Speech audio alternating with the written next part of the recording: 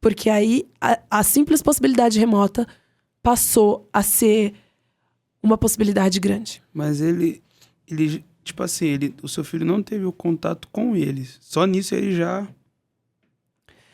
É que assim, pra quem não conhece, quem não trabalha, pra mim ele tinha um comportamento absolutamente normal. Mas pra um profissional que atende, vê criança no espectro todos os dias, só dele passar por ele e ter ignorado ele, já é um sinal muito forte. Ele foi brincar com os... Ele com foi as brincar, coisas. foi tentar conversar com ele e via que ele não interagia da forma que deveria interagir. Entendo. Mas no nosso conhecimento vago, era uma interação absolutamente normal. Mas hoje, quando eu vejo o meu outro filho, o Arthur, eu percebo que é diferente. Mas antes Sim. eu não tinha esse padrão. Porque eu só tinha um filho, eu era mãe de primeira viagem. Então eu não tinha como saber. E aí, quando o doutor falou pra você... Ele já falou de primeira. Ele já falou. Ele precisa de uma fono especializada em aba, porque o que ele tem é transtorno do espectro autista. Na hora que você escutou isso... Na hora que ele falou aba, ele nem precisou concluir, eu já comecei a chorar, ele já pegou o lenço, porque ele olhou pra mim e falou, você já sabia, né? Porque mãe é mãe. Por mais que eu não soubesse, eu sabia que tinha alguma coisa errada com ele. Eu não sabia o que era e não acreditava ser autismo. Mas eu sabia que tinha alguma coisa errada, sim. Porque nisso ele já tava... Nesse período, ele já tava com 2 anos e pouco e ele não falava quase nada. Ele consegue responder de maneira não verbal. Então, se ele quer alguma coisa, eu sabia exatamente tudo que ele queria, tudo que ele precisava. Mas ele não falava comigo de maneira verbal. Então, e aí começou a empilhar carrinhos. Aí começou a fazer sequência de brinquedos. Aí os sinais começaram a ficar mais evidentes. Então, no começo, são sinais muito pequenos, que é facilmente diagnosticável de maneira errada, errônea. Mas aí os sinais começaram a se acentuar, né? Aí, quando aquilo veio pra mim como uma possibilidade real, aí eu desabei. Aí o meu mundo parece que tinha todo aquele autocontrole que eu tinha sobre a minha vida, todo aquele plano B que eu tinha se o A não desse certo, foi por água abaixo. A única coisa que eu sabia naquele momento é que eu tinha um filho no espectro autista. Eu não fazia ideia de como eu ia ajudar ele. Eu não fazia ideia do que eu ia fazer. Porque era uma coisa totalmente fora do meu controle. E eu sempre tive o controle da minha vida. Eu sempre soube o que eu queria e o que eu não queria. Eu sempre soube o que fazer se uma coisa não der certo. Pela primeira vez na minha vida, eu não sabia o que fazer. Eu só sabia chorar. E era um choro, era um desespero tão grande do que eu não conhecia, do medo do que poderia acontecer, do medo do que as pessoas pensariam. Será que as pessoas iam pensar que a culpa era minha? Que eu tentei fazer alguma coisa errada? Desculpa. Não, fica à vontade. Então, eu fui tomada por um medo tão grande. Porque eu não tinha mais controle de nada. Aí começa a vida cristã. De verdade. Porque quando você não tem nada, quando você não tem nenhuma possibilidade, você só tem a Deus pra recorrer. E eu não sabia. É difícil dizer porque era tão confuso, um assunto tão complexo que desafia até a própria ciência, sabe? E você receber esse diagnóstico é muito difícil. Eu ali na cara do médico, eu não aguentava, eu comecei a chorar porque eu fui tomada por um medo tão grande. E eu sempre confiei em Deus, sempre. A minha vida inteira, eu soube que ele estava no controle da minha vida. Porque enquanto meus pais me levavam para a igreja quando criança, eu estava aprendendo sobre Deus. Eu estava aprendendo que quando eu estava sozinha, lá na República, quando eu passei a morar sozinha, era só eu e Deus. E eu sabia que eu podia estar em qualquer lugar, em qualquer situação, que ele não ia se ausentar de mim. Eu sabia que aonde eu estivesse, ele estaria comigo. Mas naquele momento eu senti um pavor, um temor tão grande do que isso poderia significar, do impacto que isso poderia ter na minha vida, na vida do meu marido, na vida do meu filho, sabe? Que eu só sabia chorar. Só sabia chorar. Eu não consegui nem contar pra minha mãe na hora. Porque eu não sabia falar, eu não sabia o que falar. E aí, enfim, a gente voltou pra casa. Muito triste, muito triste. Tanto eu quanto ele. Porque... Isso que eu ia perguntar, qual que foi a reação do Cristiano no momento? O Cris, ele sempre foi mais forte emocionalmente, né? Ele sempre teve dificuldade de chorar, assim, para outras pessoas. Ele sempre foi muito reservado nesse sentido. Então, ele, visivelmente, ele estava muito triste. Mas ele se conteve até chegar em casa. E em casa, a gente não conseguia nem lidar isso como um só. Cada um ficou desnorteado no seu mundo num primeiro momento. É porque é filho. É filho, é seu sonho. Tanto que hoje as pessoas falam que essa fase é a fase do luto. Porque é um luto, de fato. Você enfrenta um luto, é a morte do teu sonho. É a morte daquilo que você idealizou para um filho. Né? De primeira instância, né? De primeira instância, exatamente, porque é o desconhecido. Né? E aí a gente pensava assim, Deus, por que eu? Por que isso está acontecendo comigo? Né? Mas você sabe que quando eu era solteira, na época da faculdade, eu fui fazer um voluntariado no Emílio Ribas. O Emílio Ribas é um instituto de infectologia que trata de crianças que estão lá desde criança, porque tem alguma doença infecciosa, por exemplo, um HIV e tudo mais. Então, eu lembro de uma frase que o cara falou para mim, para os voluntários que estavam recebendo treinamento. Ele falou assim, ele falou, vocês que estão aqui, vocês não têm problema. Vocês acham que vocês têm problema, mas vocês não têm. Lá vocês vão encontrar pessoas que de fato têm problema. Porque às vezes você está desempregado, você está precisando de dinheiro. Isso não é problema, isso é desafio. Isso é desafio. Problema, ele tem uma intensidade, um poder tão maior. E aí eu sentia, realmente, eu não tenho problema. Eu era solteira. Quando eu não tinha dinheiro, eu fazia bico e arrumava.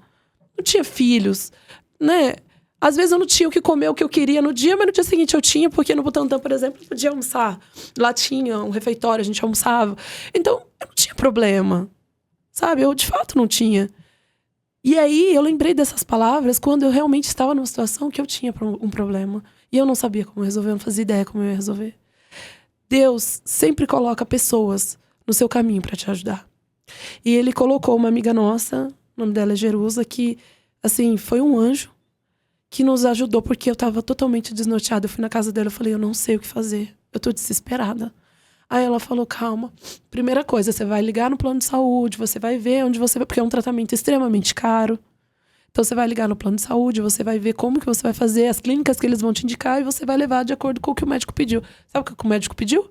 40 horas de intervenção. Sabe o que é 40 horas? É a carga horária de um profissional. Como que você 2 dias vai ficar o dia inteiro trabalhando? Assim, é utopia. É impossível. Não tem como, né? Então a gente adaptou a realidade, porque existe o ideal e o real, né? A gente adaptou a nossa realidade. Então, o que eu fiz? Nesse período, eu tava dando aula, já era professora na universidade. E aí, eu dava aula à noite, então dava pra eu levar ele na terapia. Então, ele começou com 4 vezes na semana, então ele fazia 4 vezes na semana, todos os dias. E eu que tinha que levar, porque eu tinha uma certa flexibilidade, porque eu dava aula à noite, meu marido não tinha, né? Então, eu que tinha. E a minha cunhada, que folgava uma vez por semana, ela me ajudava. Então, assim, eu tava destruída. Eu tava com o meu emocional, com a minha fé super fraca. Sabendo que Deus estava no controle, em nenhum momento eu blasfemei contra Deus. Nunca. Isso eu posso te dizer de coração aberto. Eu sempre soube que Ele tá no controle da minha vida. Mas eu tava destruída por dentro.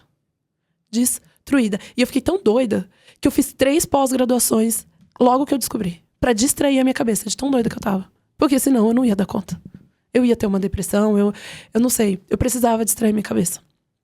Então eu fui estudar, fui fazer outras pós-graduações. Meu marido também, ele percebeu que se a gente não desfocasse um pouco disso... Porque, assim, quando você descobre... Aí as pessoas começam a mandar coisa, autismo isso, e vídeo de autismo. E eu não quero, eu não queria. Eu não queria ver, eu não queria saber, eu não queria ouvir, eu não tava pronta pra aceitar sem falar isso. Quando você pesquisa sobre algo, pelo amor Não, de e Deus. quando eu pesquisava, era uma coisa, assim, tão mais acentuada do que, de fato, eu via no Davi, que eu não conseguia acreditar que era verdade, sabe? É que existe, se eu estiver errado... Existem os níveis, né? Sim. Mas, assim, parecia muito fora da realidade, né? Então, as pessoas me mandavam vídeo, me falavam, né? Eu não queria. Faz quantos anos isso? Eu acho... Ele tá com... Faz mais ou menos 5 anos. Foi agora que, tipo, esse assunto... É a primeira vez que eu falo desse assunto. A primeira vez. Primeira vez. Sim. O público, né? Sim. Eu nunca falei sobre isso. Mas eu falo assim, na época de agora que se fala sobre o autismo, que as pessoas estão entendendo o que é. Eu sigo uma pessoa, isso, você já vai voltar no assunto, eu sigo um cara que ele é influencer, tudo, tem milhões, o vídeo dele bate milhões. E ele deve ter os seus 30 e poucos anos.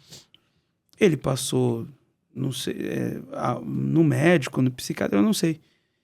Aí ele fez um vídeo falando, eu não sabia que eu tinha, e eu fui diagnosticado. Exatamente, tem muitas pessoas. E ele pessoas tem filho, tem tudo. Sim. Tal. Igual tem um jogador como o Messi. Aham. Quando as pessoas vinham me falar... E são pessoas brilhantes. Sim, e as pessoas chegam assim, porque elas ficam desesperadas junto com você. Seja amigo, porque isso foi uma coisa que eu falei pra pouquíssimas pessoas. Então, eu acho que isso aumentou ainda mais minha angústia, porque eu não queria desabafar com ninguém. E a gente não é forte o tempo todo. Sim. Né? Então, quando as pessoas vinham me falar, o Messi fulano de tal não sei quem muito... Eu não queria conversar sobre isso. Não, mas é o seu filho. Eu não queria falar sobre isso, sabe? Sabe? Era muito difícil pra mim falar sobre o assunto. Realmente é uma fase de luto. Só que o que as pessoas também não sabem é que 80% dos casais se divorciam no autismo. 80%. É muita coisa. Então, assim, meu marido não tava bem, eu não tava bem, mas você sabe que muitas vezes é a mulher que é a coluna da casa. No sentido emocional. Porque a mulher é muito emocional. Uma mulher é a coluna da casa. Não, então. E aí eu falei, gente, se eu desabar, o meu marido vai desabar. O meu casamento vai abaixo. E aí, como vai ser a minha vida? Ser mãe solo com filho autista? Eu fico imaginando a pressão em você. Não, uma super pressão. E aí, como que eu lidava com essa pressão? Continuei, sempre fui pra igreja... Sempre adorei a Deus, continuei indo, continuei buscando a Deus, sabendo que Ele tá no controle da minha vida, mesmo não sabendo como e não sabendo como lidar com isso. Não, e eu imagino assim, a pressão ser a coluna e a pressão dele de ser o cabeça. A pressão, exatamente, entende? A pressão dos dois, mas é por isso que o divórcio é alto, porque nenhum dos dois sabe lidar com a situação, né? É uma situação conflitante. Ele tendo que trabalhar... Você tem noção, no DAO é 60%. Por quê? Você diagnostica na barriga. No pré-natal você diagnostica. Síndrome de Down. A porcentagem é menor? A porcentagem é menor porque você, né, tá ali na fase pré-natal. Quando o bebê nasce, você não é surpreendido. Você já sabia. Agora, no autismo, não. Você teve um filho que, aparentemente, tem uma saúde plena, tá tudo ok com ele, de repente ele começa a mudar de comportamento. Então, é difícil lidar com isso, entendeu? É muito complexo de lidar. E eu lembro que a gente pensava em ter outro filho, em dar um irmãozinho, porque dá dó de ter uma criança solo, né? A criança fica muito sozinha e tudo mais. E a gente via que já era do espectro, a gente não sabia, ele mais isoladinho, mais sozinho. Falava, meu, tadinho, né? Ele precisa de um irmãozinho pra brincar com ele e tudo mais. Mas aí veio a pandemia, imagina, a gente não conseguia nem pensar na possibilidade. E aí, depois do diagnóstico de autismo, aí que não era uma possibilidade mesmo. Né? A gente até ficava com aquela questão, poxa, seria legal pra ele. Mas a gente acabou meio que... Não realmente a demanda vai aumentando. Porque no diagnóstico ele tava com 2 anos e meio. Mas aí os sintomas foram aparecendo, né? E aí eu comecei a estudar. Não queria saber disso, não queria falar disso. E aí eu orava, né? Nossa, a minha pastora me ajudou demais, assim. Ela é uma pessoa que eu tenho como uma segunda mãe, assim. Ela me ajudou muito, ela orava, ela falava, Deus, fortalece ela, ajuda ela, porque é muito difícil o que ela tá passando e tudo mais. E assim, ela me ajudou muito espiritualmente. Então, eu consegui superar porque Deus estava comigo. Porque Deus me fortaleceu. Se Deus não tivesse me dado essa direção, esse direcionamento de que eu preciso ser forte, de que eu preciso cuidar do meu filho, eu não teria conseguido. Então, a forma que eu consegui foi me agarrando a Deus. E distraindo a minha cabeça, não pensando só nisso. Então, eu foquei nos meus estudos. O meu marido cresceu muito profissionalmente nessa fase também. Ele focou bastante no trabalho dele. E a gente focava nele também. Levava nas terapias, pagava Quando a gente via que tinha alguma coisa que ajudasse ele, a gente comprava. A gente sempre deu um jeito, sabe? Mas foi muito desafiador. E no começo a gente pôs pelo plano de saúde, né? Só que aí o plano de saúde ele já não atende mais a sua necessidade. E aí a gente teve que ir pro particular. E aí eu orei, pedi a Deus uma clínica que a gente pudesse colocar ele, que ele conseguisse fazer as terapias dele, que é multiprofissional, né? E aí ele foi para uma outra clínica, e ele fez mais de um ano nessa outra clínica, e a gente viu uma evolução bem grande, porque era terapias individualizadas, né? Só que só para você ter noção, um tratamento de 2 vezes na semana, mais um acompanhante terapêutico na escola, tinha um custo de R$40 mil. É mês? Mês. E o convênio, ele pagava boa parte disso e outra parte a gente pagava. Então, assim, foi muito desafiador. Não sei se você pode falar, mas o convênio pagava quantos por cento? Ele pagava quase que pagava uma boa porcentagem. Isso que deu uma... Deu uma boa aliviada. Mas aí assim, é insustentável pro convênio, a gente entende como empresária, eu entendo que é insustentável, né? Porque tá cada ano surgindo mais autistas. Então, o que aconteceu? Eles agora estão restringindo ao máximo, né? Estão restringindo ao máximo o tratamento. E aí, o meu filho voltou pro plano de saúde, porque é uma conta impagável. Pra você pagar 40 mil no tratamento, você ganha mais 100. Sim. Né? Tem casa, tem carro, tem exatamente. Um monte de coisa. Então, assim...